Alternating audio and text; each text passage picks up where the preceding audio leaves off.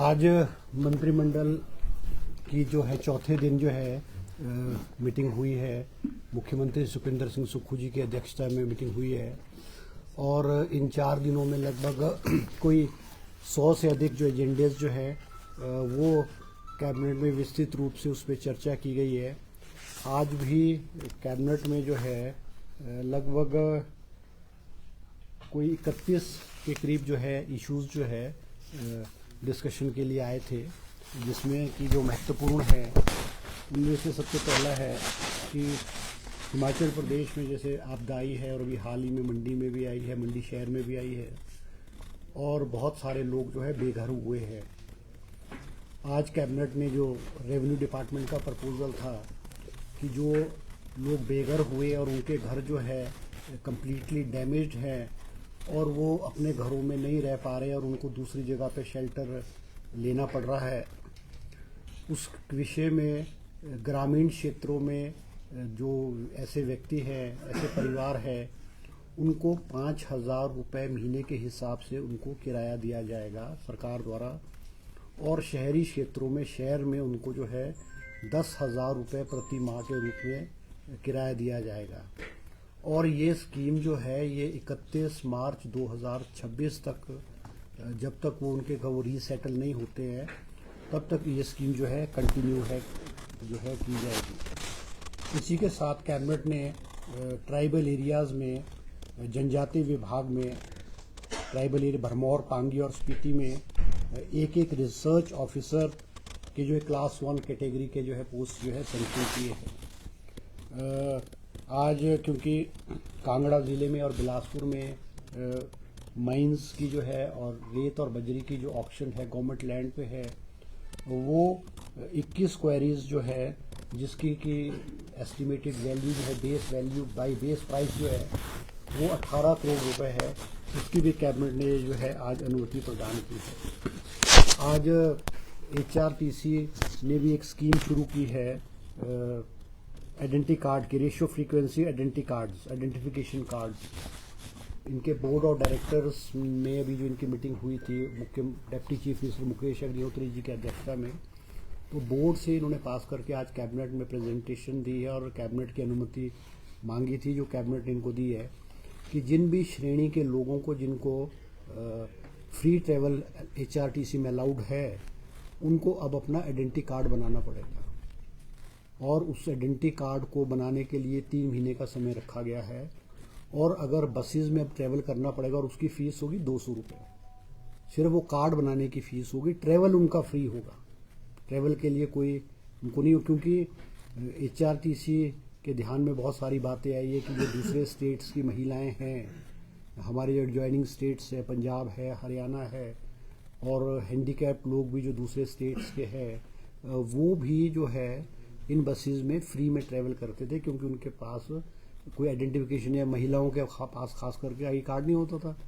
तो इसलिए इससे जो है HRTC को काफ़ी लॉस हो रहा था। अब इनका जो है identity card, ratio frequency identity card जो है वो बनाया जाएगा। इसी तरह से मुख्यमंत्री जी के ध्यान में आया था कि बहुत सारे हमारे स्टेट में जो ये हैवी मशीनरीज है, LNT है, JCB है, या जो हमारे नेशनल हाईवेज और बड़े बड़े प्रोजेक्ट्स में जो हैवी मशीनरी वाली है गाड़ियां हैं और मशीन्स है, वो बहुत सारी गाड़ियां जो है अनरजिस्टर्ड और बगैर नंबर के हिमाचल प्रदेश में जो है कंस्ट्रक्शन इक्विपमेंट व्हीकल्स के लिए जो है उसकी शुरुआत की है। ऐसी गाड़ियां, ऐसी व्हीकल्स जो है जिन्होंने रजिस्ट्रेशन नहीं कराया है, उनको रजिस्ट्रेशन 1 टाइम रिलैक्सेशन दे करके कि उसकी जो कॉस्ट है उस पे जो है 20% जो आपको 1 टाइम सेटलमेंट फीस देनी पड़ेगी और वो रेगुलराइज कर दी जाएगी। इसी को देखते हुए हिमाचल प्रदेश में जो और भी कोई गाड़ियां हैं,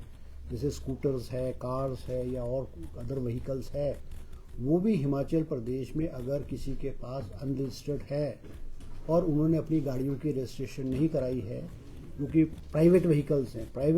हैं, वो 1 टाइम सेटलमेंट में उसको अपनी रजिस्ट्रेशन गाड़ी की करा सकते हैं। और जो गाड़ी की प्राइस होगी उसकी जो रजिस्ट्रेशन फीस होगी उसकी 10% जो है वो सेटलमेंट फीस जो है वो गवर्नमेंट जो है चार्ज करेगी, क्योंकि इस तरह की बहुत सारी व्हीकल्स हिमाचल प्रदेश में अलग अलग क्षेत्रों से, अलग अलग जगहों से जो कंप्लेंट्स भी आती हैं। कई बार वो एक्सीडेंट हो जाएगा या कुछ और हो जाएगा और फिर कंप्लेंट होती है और फिर वो आइडेंटिफिकेशन उन गाड़ियों की नहीं होती है, और इस तरह की व्हीकल्स जो अनरजिस्टर्ड है उनके खिलाफ जो है स्टेट में जो है मुख्यमंत्री जी ने पुलिस को डायरेक्शंस दी है कि ऐसी व्हीकल्स को एम्पाउंड कर लिया जाएगा और उसको स्क्रैप पॉलिसी के अंदर उनको स्क्रैप कर दिया जाएगा अगर ये लोग अपनी गाड़ी की रजिस्ट्रेशन नहीं करेंगे। इसी तरह से बंजार के एरिए में मुख्यमंत्री जी कुछ समय पहले कुल्लू जिले के बंजार एरिए में गए और वहाँ पे जो टीसीपी की कंडीशंस है कि भी 100 मीटर्स में कोई रोड, नेशनल हाईवेज और रोड में कंस्ट्रक्शन नहीं होगी, उस बारे में भी मुख्यमंत्री जी ने वो एक प्रपोजल आया था कि इसको 100 मीटर्स को रिलैक्स करके जो है कम किया जाए। तो वो मुख्यमंत्री जी को कैबिनेट ने अधिकार दिया है कि जितनी भी उचित होगी जो रिलैक्सेशन है वो जो है मुख्यमंत्री जी विचार विमर्श करके जो उसमें फैसला ले सकते हैं। इसके अलावा हिमाचल प्रदेश में जो लॉटरीज है, क्योंकि 1998-99 में हिमाचल प्रदेश में लॉटरीज बंद कर दी गई थी और फाइनेंस कैबिनेट सब कमेटी की एक फॉर्मेशन की गई थी। कैबिनेट सब कमेटी ने बहुत सारी रिकमेंडेशन दी थी कि हिमाचल प्रदेश में रेवेन्यू को कैसे जनरेट किया जाए, हिमाचल में जो है क्या क्या चीज़ें शुरू की जाए जिससे हिमाचल प्रदेश की इनकम बढ़ेगी। उनमें एक प्रपोजल लॉटरी को भी खोलने का था और आज फाइनेंस डिपार्टमेंट ने जो है लॉटरी के बारे में भी प्रेजेंटेशन दी है, जिन्होंने कि हिमाचल में अगर हम इसको लॉटरी को खोलेंगे तो हमको लगभग 50 करोड़ से लेकर के 100 करोड़ तक की इनकम होने की जो है उम्मीद है, क्योंकि बहुत सारे स्टेट्स जो है वहाँ पे भी लॉटरी अभी भी चल रही है। जैसे पंजाब है, पंजाब में लॉटरियों से पिछले वित्तीय वर्ष में 235 करोड़ रुपए की इनकम हुई है। सिक्किम में जो है वो 30 करोड़ रुपए की इनकम हुई है और बहुत जो बड़े स्टेट्स हैं जैसे केरला है, केरला में आप हैरान होंगे 13,582 करोड़ रुपए की इनकम एक साल में केरला में लॉटरी से होती है। तो ये इन चीज़ों को मद्देनजर रखते हुए लॉटरी जो हिमाचल प्रदेश में दोबारा से खोलने के लिए कैबिनेट ने अनुमति प्रदान की है। ये टेंडर प्रोसेस से जो प्रोसेस है जो कि दूसरे स्टेट्स फॉलो करते हैं लॉटरीज को चलाने के लिए, उस प्रोसेस के आधार पे उस तरीके से हिमाचल प्रदेश में भी जो है लॉटरी चलाई जाएगी। इसके अलावा होमगार्ड्स के जो हमारे जवान है, क्योंकि होमगार्ड्स के जवान को पूरे साल उनको जो है जो ड्यूटी देने के लिए मौका नहीं मिलता है, कहीं 6 महीने, कहीं 8 महीने, कहीं 9 महीने। तो डिपार्टमेंट का प्रपोजल था कि एक्साइज डिपार्टमेंट में खास करके जैसे हमारे बॉटलिंग प्लांट्स है, डिस्टिलरीज है, ब्रूअरीज है, ये लगभग के करीब हिमाचल प्रदेश में 21 के करीब चीज़ है ऐसी ब्रूअरीज और ये बॉटलिंग प्लांट्स। वहाँ पे अब जो है होमगार्ड्स के जवान्स की डिप्लॉयमेंट की जाएगी और उनमें इलीगल शराब का जो मूवमेंट ना हो, इलीगल चीज़ों की एक्टिविटी ना हो, इसलिए होमगार्ड के जवान की डिप्लॉयमेंट की जाएगी और उन होमगार्ड्स के जवान की जो सैलरी है वो उस यूनिट के लोग, उस यूनिट का जो मालिक है, उस यूनिट के जो लोग हैं वो उनकी सैलरी देंगे, ताकि हिमाचल प्रदेश में जो हमारे होमगार्ड के जवान हैं इनको नौकरी की अपॉर्चुनिटीज़ जो है वो ज़्यादा मिले। इसके अलावा सरकार ने जो है आज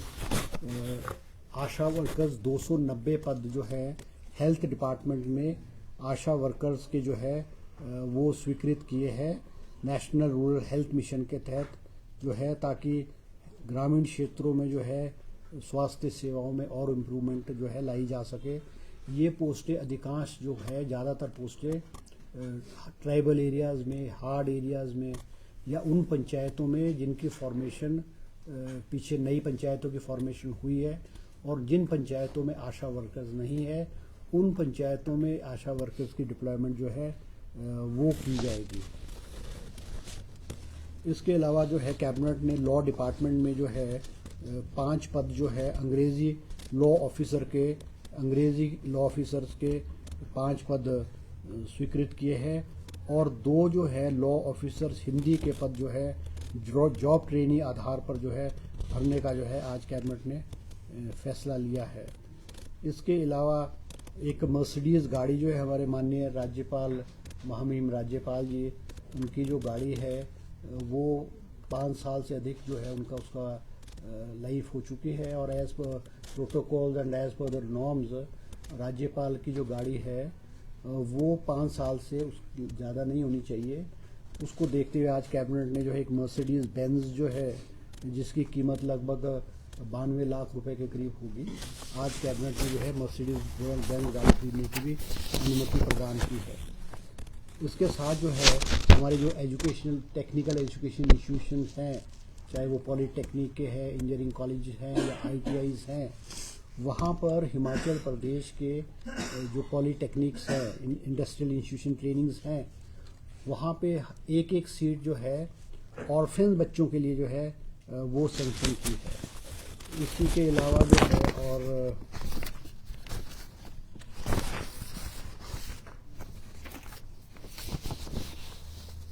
इसके अलावा एक कैबिनेट ने जो है एक 4 बलेरो व्हीकल्स, 5 मोटरसाइकिल्स, क्योंकि एक हमारे एंटी ह्यूमन टेरिफिक यूनिट जो है वो स्वीकृत हुआ है, जिसकी एड हमें गवर्नमेंट ऑफ इंडिया से मिली है, उसको स्ट्रेंथन करने के लिए ये गाड़ी जो है कैबिनेट ने जो है स्वीकृति प्रदान की है। इसी तरह से आज कैबिनेट में एक और फैसला हुआ है, टूरिज्म इन्वेस्टमेंट प्रमोशन काउंसिल जो है under the department of tourism and civil aviation, उसको भी क्रिएट करने का फैसला लिया है, जिसमें कि मुख्यमंत्री जी जो है वो उसके चेयरमैन होंगे, टूरिज्म मिनिस्टर वाइस चेयरमैन होगा, और अलग अलग डिपार्टमेंट्स के सभी लोग उसके मेंबर्स होंगे। और ये जो टूरिज्म इन्वेस्टमेंट प्रमोशन काउंसिल बनेगी, ये क्योंकि टूरिज्म के जो प्रोजेक्ट्स हैं, हमारे जो टूरिज्म के होटल्स हैं या बड़े बड़े प्रोजेक्ट्स थे, कोई एक एजेंसी नहीं थी इसको मॉनिटर करने के लिए, कंट्रोल करने के लिए, सैंक्शन करने के लिए। और जो भी एजेंसीज जैसे अर्बन बॉडीज़ है, अर्बन डेवलपमेंट है, TCP है, इनके जो अधिकारी हैं वो भी इसके मेंबर होंगे, ताकि जो प्रोजेक्ट्स हैं जिनकी वैल्यू 50 करोड़ रुपए से अधिक होगी हिमाचल प्रदेश में, उसकी स्वीकृति जो है टूरिज्म इन्वेस्टमेंट प्रमोशन काउंसिल के माध्यम से जो है वो की जाएगी। एक और आज कैबिनेट ने फैसला किया है, क्योंकि हिमाचल प्रदेश में बहुत सारे केसेस ऐसे थे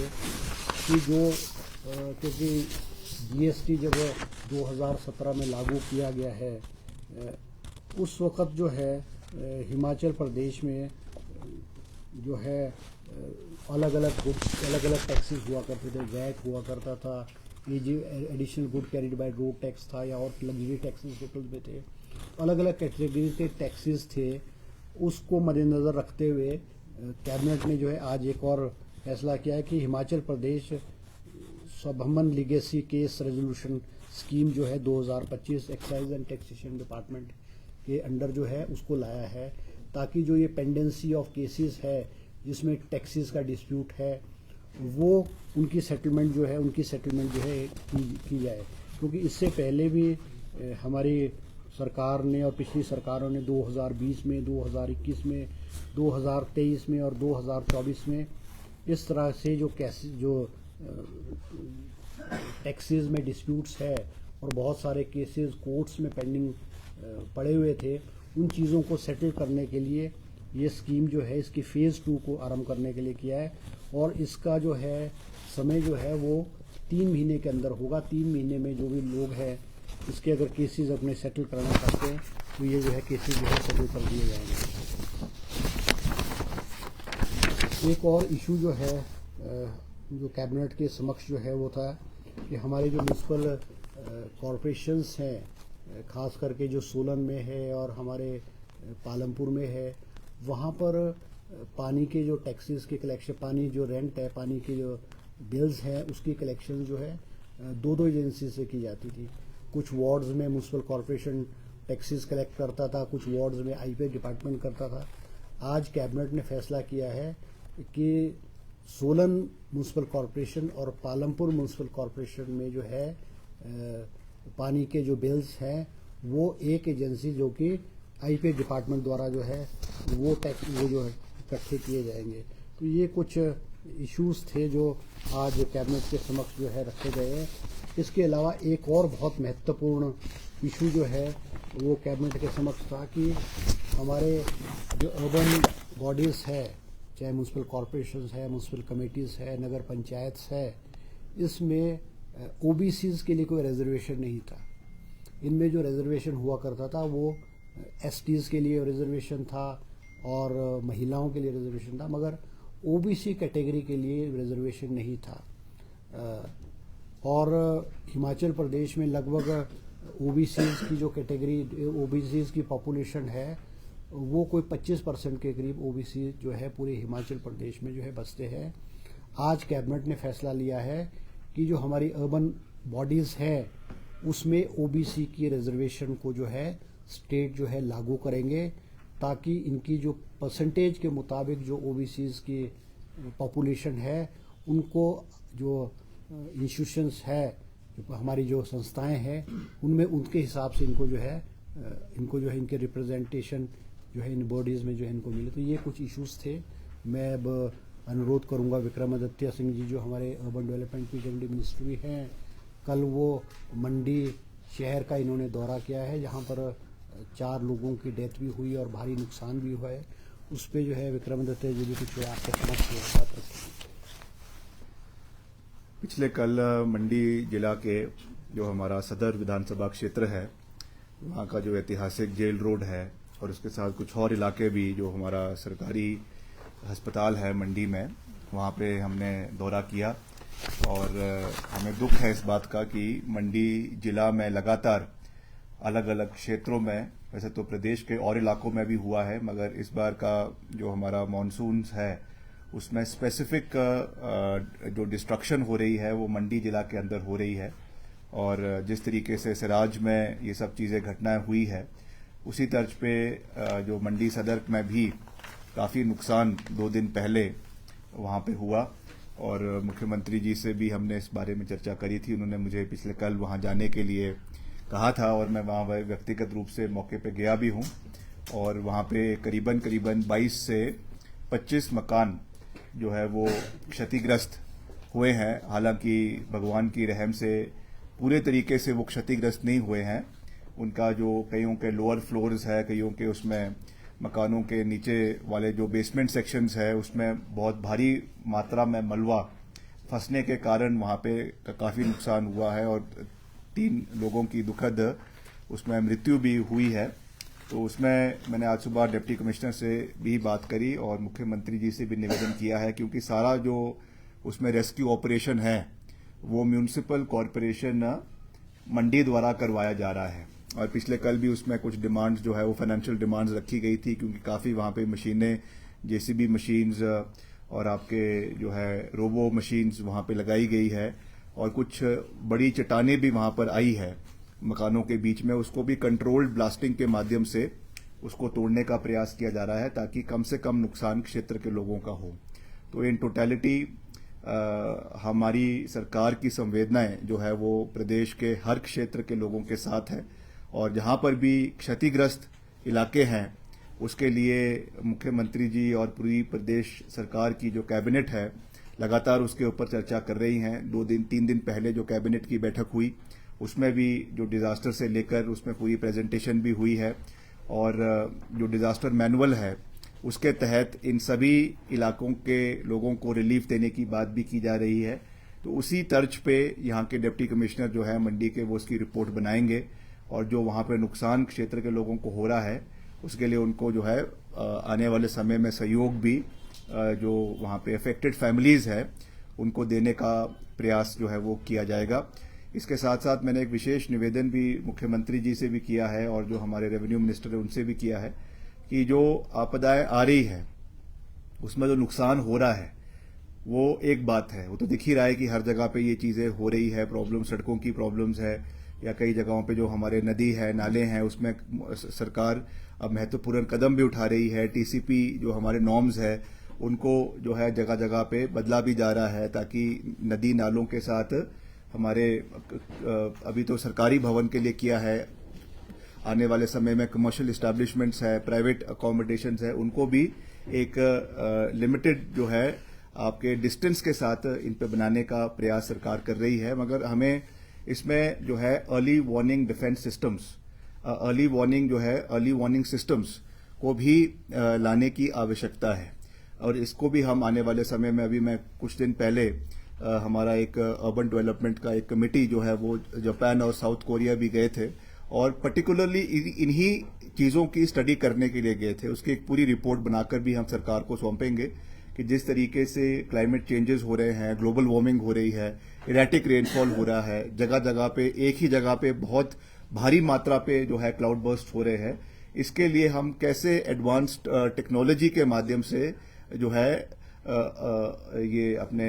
जो है सिस्टम्स बनाए, जिससे एक जो हमारा डिस्ट्रिक्ट एडमिनिस्ट्रेशन है उसको उनकी जानकारी पहले से प्राप्त हो और वो वहाँ के कंसर्न लोगों को उसके बारे में जानकारी जो है वो दे सके। उस दृष्टि से भी हम इस पे कार्य करेंगे ताकि आपदाएं, हमें दुख है कि लगातार पिछले 3-4 साल से ये फिनोमेना पूरे प्रदेश के अंदर चला हुआ है, मगर पोस्ट डिजास्टर मैनेजमेंट एक बात है, मगर जो प्री डिजास्टर है, चाहे वो मिटिगेशन के स्तर है, चाहे उसमें और स्टेप्स उठाने की आवश्यकता है जिससे हम अपने लोगों को जागरूक कर सके, इस दृष्टि से भी सरकार जो है वो आने वाले समय में कार्य करेगी। तो मैं यही कहना चाहूंगा कि मंडी जिला में इस बारी जो बहुत नुकसान हुआ है,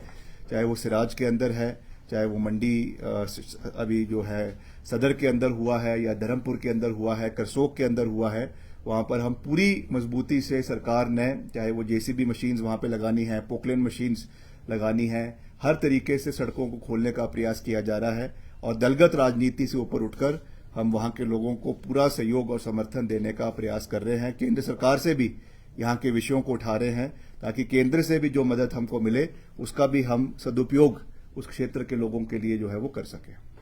ठीक है। मानसून सेशन को लेकर हाँ, जब मानसून सेशन के बारे में भी जो है आज विस्तृत चर्चा हुई है, क्योंकि पहला एजेंडा था मानसून सेशन हमारा 12 दिन का होगा। 8 अगस्त को वो शुरू होगा और 2 सितंबर तक वो चलेगा। कुल मिलाकर के इसमें जो है हमारी 12 सेटिंग्स होंगी। और एक और इशू जो है आज मुख्यमंत्री जी ने और कैबिनेट ने विस्तृत रूप से चर्चा की है, क्योंकि हिमाचल प्रदेश के जो हमारे बॉर्डर एरियाज है, बॉर्डर डिस्ट्रिक्ट्स हैं, वहाँ पे हम अपने एक सैटेलाइट टाउन जो है, सैटेलाइट टाउन बनाने पे जो विचार किया गया है कि जो हमारे सोलन वाला डिस्ट्रिक्ट है, सिरमौर डिस्ट्रिक्ट है, बॉर्डर एरियाज है, एक कमेटी का गठन किया गया है राजस्व मंत्री श्री जगत सिंह नेगी जी की अध्यक्षता में, जिसमें हमारे माननीय PWD minister Vikramaditya Singh ji, technical education minister Dharmesh Dharmani ji और आयुष मिनिस्टर श्री गुमा जी, 4 लोगों की ये टीम होगी। वो लैंड को आइडेंटिफाई करेंगे बॉर्डर एरियाज़ में, हमारे जो बॉर्डर एरियाज़ है पंजाब के साथ, जो हमारे एरियाज़ है हरियाणा के साथ है, ताकि हम एक इंटरनेशनल लेवल के जो टाउनशिप्स हैं उनको हम डेवलप करें। और विद इन 3 मंथ्स जो है ये कमेटी अपनी सरकार को रिपोर्ट देगी, ताकि फर्दर जो है किस किस एरिया को किस तरह से डेवलप किया जाए, उस पर एक्शन लिया जाए। डेट होगी 18 अगस्त और 2 सितंबर तक होगी, 2 सितंबर तक होगी और इसमें 12 सिटिंग्स होंगी। और ये पहली बार है कि मॉनसून सेशन जो है वो अमूमन 5-6 दिन का हुआ करता था। It is for the first time कि मॉनसून सेशन जो है वो 12 दिन का किया जा रहा है, क्योंकि हिमाचल प्रदेश में भारी नुकसान हुआ है, भारी आपदा आई है, ताकि सत्ता पक्ष और विपक्ष के जो विधायक हैं उनको अपने चुनाव क्षेत्र के बारे में जानकारी, अपनी बात रखने का सदन के माध्यम से सरकार के समक्ष जो है उचित मौका मिले। और ये जो भारतीय जनता पार्टी का ये कहना है कि हम सदन से भागते हैं, हम सदन में बात नहीं रखना देना चाहते हैं, ये गलत है। हम चाहते हैं कि हर मुद्दे पे सत्ता पक्ष और विपक्ष और जो चुने हुए प्रतिनिधि हैं, चुने हुए विधायक हैं, वो सदन के अंदर अपनी बात रखे और सरकार उसको सुनेगी और जो भी उचित कदम होंगे वो सरकार जो है उठाएगी। सर 4 दिन की कैबिनेट बैठक है, इसके बारे में क्या शिमला में जो रोपवे बनने वाला है उसके बारे में कोई चर्चा नहीं। मैंने आपको देखो ऐसा ना कि जो इश्यूज थे round about more than 100 issues थे, हर कैबिनेट मीटिंग के बाद जो एजेंडाज था उसकी जानकारी आपको दे दी गई है। सर जॉब ट्रेनिंग क्लियर बता दी सर, क्योंकि चीजें क्लियर नहीं है, जॉब ट्रेनिंग है जो हाँ, उनकी जो चीजें वो क्लियर नहीं हो पा रही है। देखो जॉब ट्रेनिंग, देखो ऐसा है पहले क्या होता था, कोई पहले भी कौन सी रेगुलर नौकरी थोड़ी किसी कर्मचारी को मिलती थी, कॉन्ट्रैक्चुअल वो इट वाज अ कॉन्ट्रेक्चुअल।